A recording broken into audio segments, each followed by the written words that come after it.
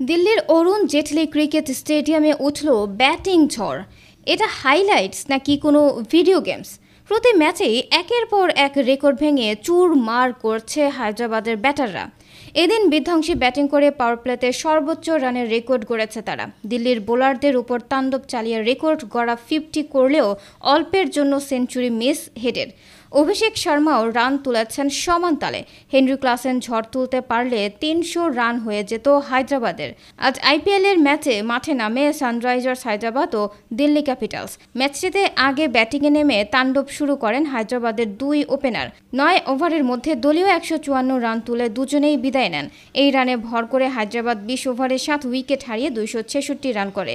Royal Challengers বেঙ্গালুরুর বিপক্ষে ম্যাচের প্রথম ইনিংস শেষে ট্রাভিস হেড জানিয়েছিলেন তাদের পরবর্তী লক্ষ্য 300 রান করা। সেই লক্ষ্য তাড়া করতেই যেন দিল্লির বিপক্ষে তাণ্ডব চালালেন অভিষেক শর্মা এবং হেড। ইনিংসের প্রথম ওভার থেকেই ছক্কা বৃষ্টিতে ভাসাতে শুরু করেন দিল্লির অরুণ জেটলি স্টেডিয়ামকে। দুই প্রান্ত থেকেই সমান তালে ছক্কা 4 মারছিলেন হায়দ্রাবাদের দুই ওপেনার। হেড ও অভিষেকের তাণ্ডবে প্রথম 6 ওভারে 125 রানের সংগ্রহ করে হায়দ্রাবাদ। প্রথম 36 বলে এত রান এর আগে দেখেনি ক্রিকেট বিশ্ব। আইপিএলে 2017 সালে সর্বোচ্চ 105 রান করেছিল কলকাতা নাইট রাইডার্স, আর আন্তর্জাতিক ক্রিকেটে 2021 সালে রোমানিয়া 116 রান করেছিল। সেই রেকর্ডও ভেঙেছে হায়দ্রাবাদ।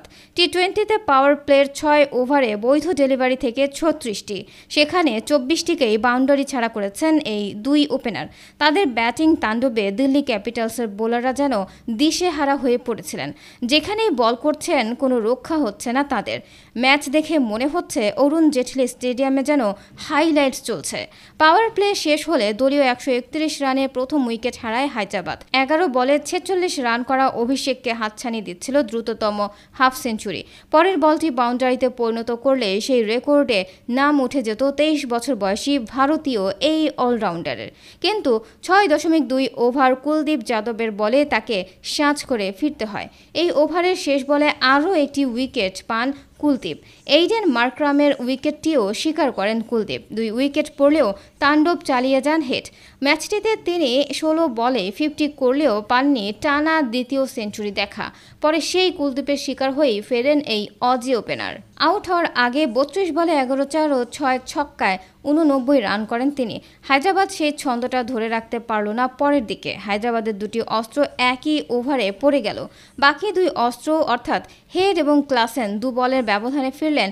কয়েক ওভারের মাঝে 4টি উইকেট হারালেও শুরুর ধারা বজায় রেখে দ্রুত রান তুলতে থাকেন নিতেশ রেড্ডি ও শাহবাজ আহমেদ। তারা দুজনে মিলে যোগ করেন 47 বলে 67 রান। দারুণ ব্যাটিংয়ে 37 রান করা নিতেশ ফিরে গেলেও এক প্রান্তে দ্রুত রান তুলতে থাকেন শাহবাজ।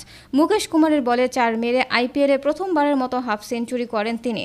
বাঁহাতে এই ব্যাটার অপরাজিত ছিলেন 29 বলে 59 রানের ইনিংস খেলে। শেষ পর্যন্ত 20 ওভারে 266 রান তোলে হায়দ্রাবাদ। সারের পর দ্বিতীয় দল হিসেব টি-20 ক্রিকেটে তৃতীয়বার 250 পেরোনো পুঁজি পেয়েছে তারা।